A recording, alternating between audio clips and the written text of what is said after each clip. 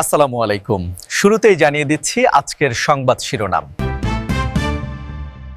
প্রথমে জানিয়ে দেব ইরানের সানন্দে যুক্তরাষ্ট্র ইসরায়েল যৌথ হামলায় নিহত 2। আরও জানিয়ে দেব ইসরায়েল উপসাগরীয় দেশগুলোতে ইরানের ব্যাপক হামলা। আরও জানিয়ে দেব কুয়েতে ইরানের ক্ষেপণাস্ত্র হামলায় মার্কিন F-15 যুদ্ধবিমান বিধ্বস্ত। এবং যুক্তরাষ্ট্রের সঙ্গে কোনো আলোচনা নয় বলেছেন ইরানের নিরাপত্তা প্রধান। সর্বশেষ জানিয়ে দেব খামেনি আমাকে মারার আগেই আমি তাকে মেরেছি বলেছেন ডোনাল্ড ট্রাম্প। এতক্ষণ শুনছিলেন সংবাদ শিরোনাম, এবার জানিয়ে দেব বিস্তারিত। তবে তার আগে চ্যানেলটিকে সাবস্ক্রাইব করে আমাদের সাথেই থাকুন।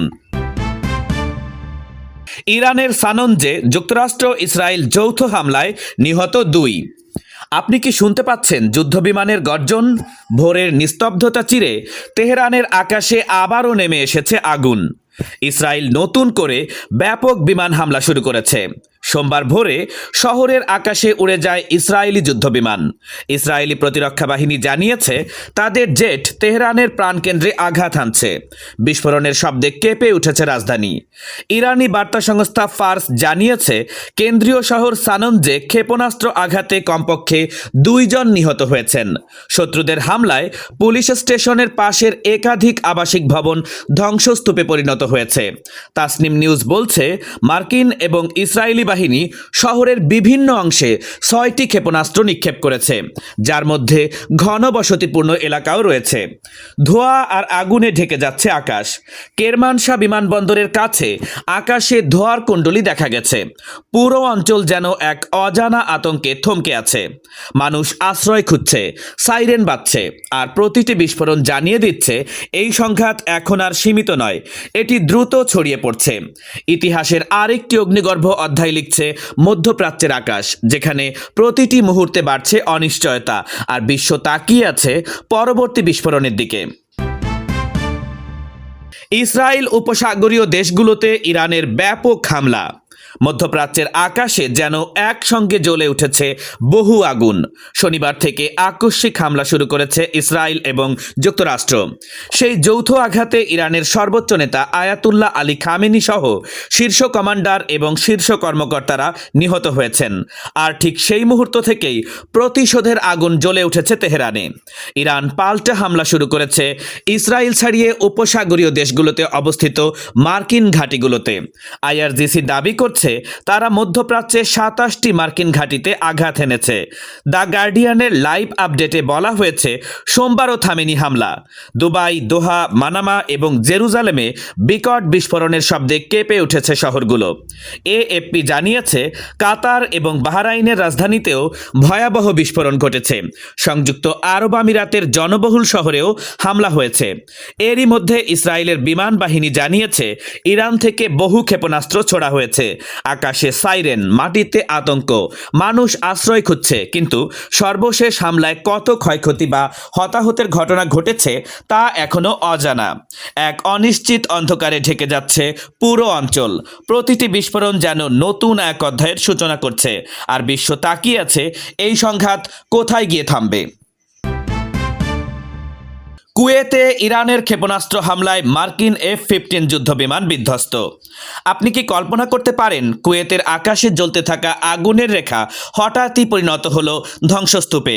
ইরানের ক্ষেপণাস্ত্র হামলায় মার্কিন F-15 যুদ্ধবিমান বিধ্বস্ত হয়েছে বলে জানা গেছে। কুয়েতে মার্কিন দূতাবাসের কাছ থেকে ধোঁয়া উঠতে দেখা গেছে।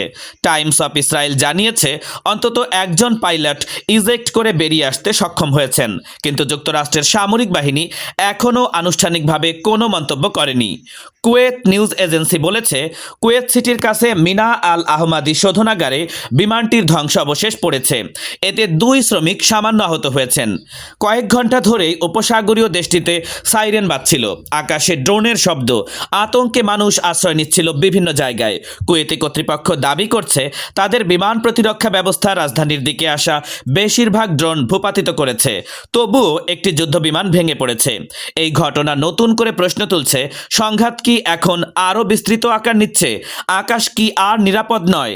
আর প্রতিটি বিস্ফোরণ কি মধ্যপ্রাচ্যকে আরও গভীর অনিশ্চয়তার দিকে ঠেলে দিচ্ছে? বিশ্ব এখন তাকিয়ে আছে পরবর্তী আঘাত কোথায় হানে সেই দিকেই। যুক্তরাষ্ট্রের সঙ্গে কোনো আলোচনা নয়, বলেছেন ইরানের নিরাপত্তা প্রধান। যুদ্ধের আগুন যখন চারদিকে ছড়িয়ে পড়ছে, ঠিক তখনই ইরান থেকে এলো আরও এক বিস্ফোরণ ঘোষণা।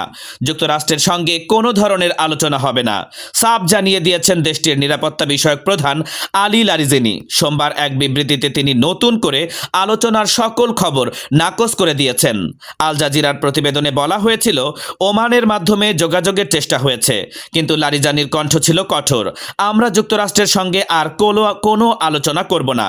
তিনি সরাসরি মার্কিন প্রেসিডেন্ট ডোনাল্ড ট্রাম্পের সমালোচনা করে বলেছেন, মধ্যপ্রাচ্যকে ভ্রান্ত কল্পনার অস্থিরতার দিকে ঠেলে দেওয়া হয়েছে। তার অভিযোগ, আমেরিকা ফার্স্ট এখন ইসরায়েল ফার্স্টে পরিণত হয়েছে। মার্কিন সেনাদের ইসরায়েলের স্বার্থে বলি দেওয়া হচ্ছে। এরই মধ্যে শনিবারের যৌথ অভিযানে ইরানের সর্বোচ্চ নেতা আলী খামেনি সহ শীর্ষ কর্মকর্তারা নিহত হয়েছেন।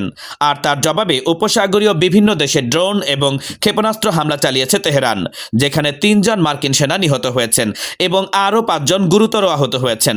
আলোচনার দরজা বন্ধ, প্রতিশোধের চক্র ঘুরছে, কূটনীতি পেছনে সরে যাচ্ছে, আর মধ্যপ্রাচ্য দাঁড়িয়ে আছে এক ভয়ঙ্কর অচলাবস্থার সামনে, যেখানে প্রতিটি সিদ্ধান্তই আরও বড় বিস্ফোরণের পূর্বাভাস দিচ্ছে।